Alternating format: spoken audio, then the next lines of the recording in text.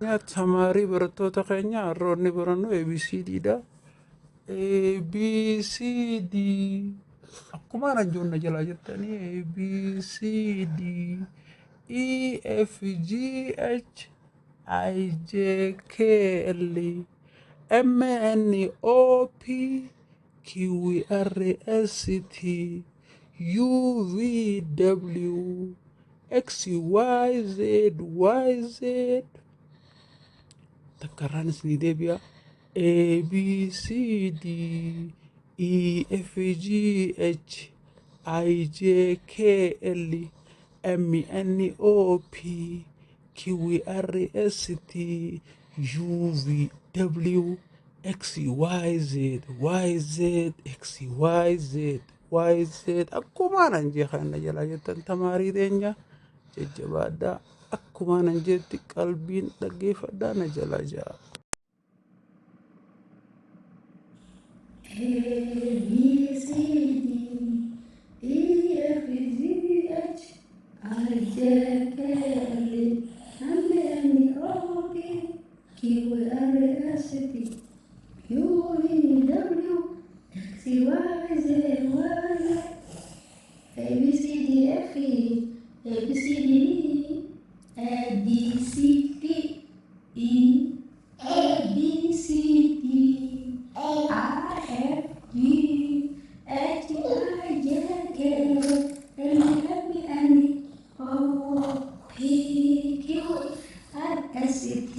U, V, W, X, Y, Z, Y, Z, X, Y, Z, Y, Z, X, Y, Z, Y, Z.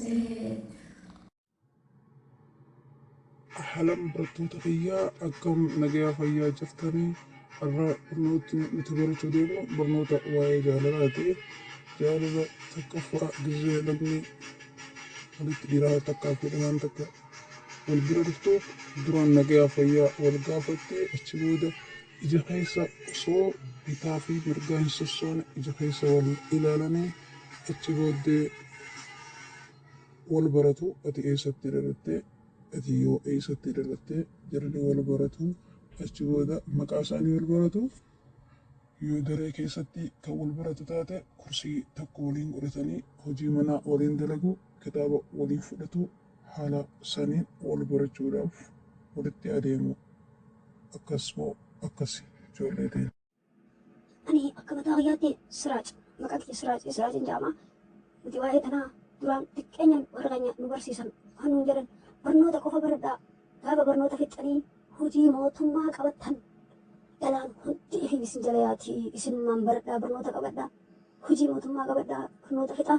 maallaqa argannaan ifiif akka kanniisa ilillii harkatetti akka kanniisa abaabaa harkatetti isin jala yaati nuun jedhanii abbaan keenya nu barsiisanii nuti ammaan tana waa'ee barnoota nu barsiisaa pireejii jedhanii jibbinee jirra. Hayyee Aleksiyee waan qabu.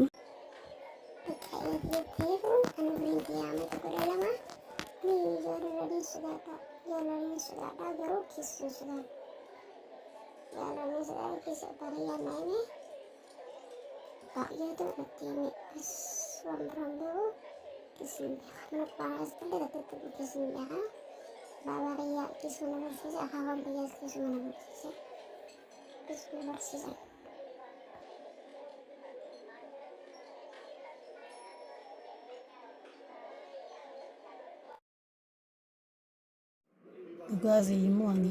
dhiiras dhalaas xiqqoos taatee guddoos taatee kiisii irraa harkannaan qabnu harkannaan kabalaa yookaan dhiiticha zaxxaa takka kannanee fi hoolaarraa banuu beeyna hoolaarraa bannaa achi booda qara deemtu isiitu beeka san beeyna nuti akkuma duraati kabajuun jaalachuun akkuma duraati sifaman Nanti kabajni nuti namaaf qabnu akkuma duraati. Akka duraa hedduu nama kabajna. Nuti warri dhiiraa hedduu nama kabaja. Erga keessa harkate booda